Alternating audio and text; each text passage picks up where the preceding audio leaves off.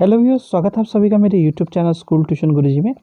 आज हम बात करेंगे कार्यपत्रक 85 की, जो कि 12 फरवरी के लिए जारी की गई है। कक्षा 10 का विज्ञान विषय कार्यपत्रक है। यहाँ बच्चे अपना नाम लिखेंगे और यहाँ अपना कक्षा अध्यापक का नाम लिखेंगे। बच्चों, हमारा पाठ चल रहा है जय पराक्रम और उसमें हम पढ़ेंगे आज श्वासन के बारे में।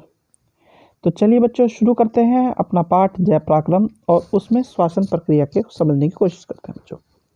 तो श्वासन क्या है बच्चों? श्वासन वह प्रक्रिया है जिसमें सजीव जो भोजन लेते हैं उससे ऊर्जा उत्पन्न करते हैं।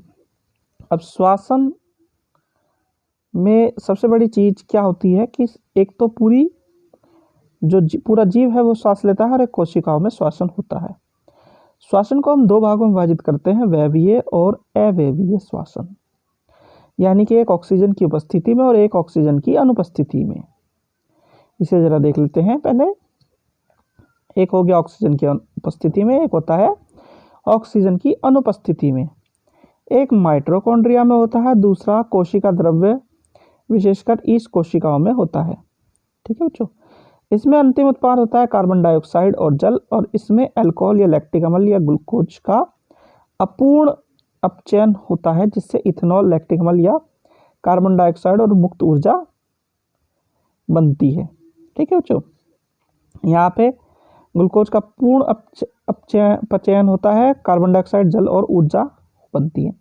अच्छा, एक चीज़ समझ लीजिए बच्चों, साधारण भाषा में देखें तो नीचे जैसे कि दिखाया भी हुआ है कि ग्लूकोज कोशिका के कोशिका द्रव्य पायरुवेट और ऊर्जा परिवर्तित होता है। पायरुवेट अब विभिन्न तरीकों से परिवर्तित हो सकता है।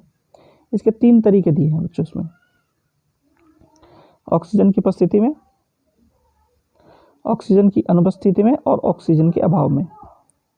ठीक है, हमने ऊपर क्या पढ़ी? ऑक्सीजन की उपस्थिति और ऑक्सीजन की अनुपस्थिति, यानी ये और इससे नीचे वाली। ऑक्सीजन की उपस्थिति जब होगी तो पूर्ण रूप से ग्लूकोज क्या होगा? पचन हो जाएगा, खत्म हो जाएगा, और वो कार्बन डाइऑक्साइड, पानी और ऊर्जा का निर्माण करेगा। लेकिन जब वो अनुपस्थिति वाली कंडीशन होगी तो वो इथेनॉल, कार्बन डाइऑक्साइड या ऊर्जा बनाएगा। ठीक है बच्चों, ये क्या हुआ? अवैवीय श्वसन का भाव। अब ऐसी कंडीशन हो जहाँ पे ऑक्सीजन का अभाव हो, जैसे कि आपको देखने को मिलता है लैक्टिक अम्ल, कार्बन डाइऑक्साइड और ऊर्जा जब बनती है, यानी कि काफ़ी देर तक बैठे रहने पर आपके जो हाथों पैरों में, मांसपेशियों में थोड़ा सा हल्का सा दर्द जैसा महसूस होता है। कुछ उसे आप इसी तरीके से समझ सकते हैं बच्चों। चलिए अब आगे चलते हैं।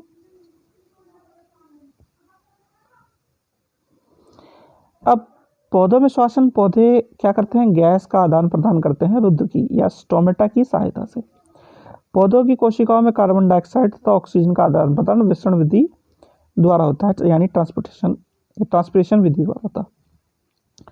अब पत्तियों में क्या होता है? पत्तियों में जो स्टोमेटा होता है वो नीचे की साइड में श्वसन अंग का कार्य करता है। ठीक है, वैसे ही स्थलीय जंतु जो होते हैं वायुमंडल में ऑक्सीजन लेते हैं, और जलीय जंतु विलीय ऑक्सीजन के रूप में ऑक्सीजन को जल से लेते हैं। वायु में ऑक्सीजन की मात्रा क्या होती है? काफ़ी अधिक मात्रा होती है, लेकिन जल में ये मात्रा काफ़ी कम होती है, क्योंकि वहाँ पे ऑक्सीजन की मात्रा कम हो गई। अब जब ऑक्सीजन की मात्रा कम होगी तो स्थलीय जंतु क्या होगी? तीव्रता से सांस लेने की आवश्यकता नहीं होगी उन्हें। जो स्थलीय जंतु होंगे उन्हें तीव्रता से सांस लेने की आवश्यकता नहीं होगी, लेकिन जो जलीय जंतु होंगे उन्हें ऑक्सीजन लेने के लिए काफ़ी तेज़ी से सांस लेना पड़ेगा बच्चों, और बार बार जल्दी सांस लेना पड़ेगा।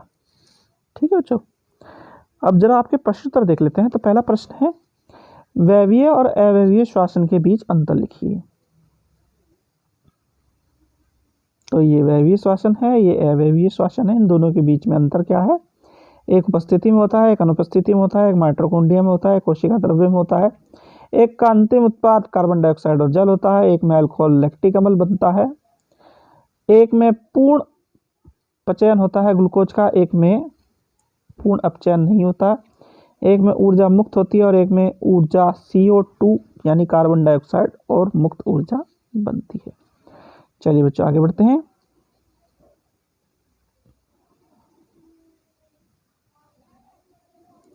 प्रश्न नंबर 2 अभिकथन और कारण वाला प्रश्न है। उसमें अभिकथन क्या है? स्टोमेटा पत्ती की सतह पर पाए जाने वाले छोटे छिद्र होते हैं। तो ये बात सही है, ये छोटे छिद्रनुमा संरचना होती है। गैसीय विनिमय इन्हीं रुद्रों द्वारा होता है।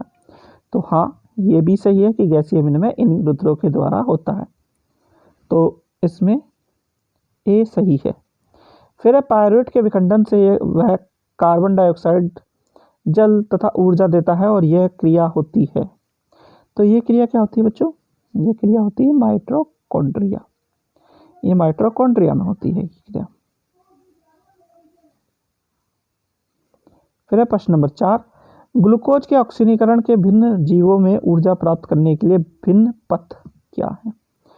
तो इसके लिए 3 मेन पथ हैं बच्चों। ऑक्सीजन की उपस्थिति, ऑक्सीजन की अनुपस्थिति और ऑक्सीजन का अभाव। ये 3 पथ हैं जिसके द्वारा क्या होता है? ग्लूकोज के ऑक्सीकरण की विधि होती है। चलिए प्रश्न नंबर 5 देखते हैं। प्रश्न नंबर 5 है, श्वसन के लिए ऑक्सीजन प्राप्त करने की दिशा में एक जलीय जीव की अपेक्षा स्थलीय जीव किस प्रकार लाभप्रद है? तो बच्चों हमने ऊपर क्या देखा था कि स्थलीय जंतु आसानी से ऑक्सीजन क्यों ले सकते हैं?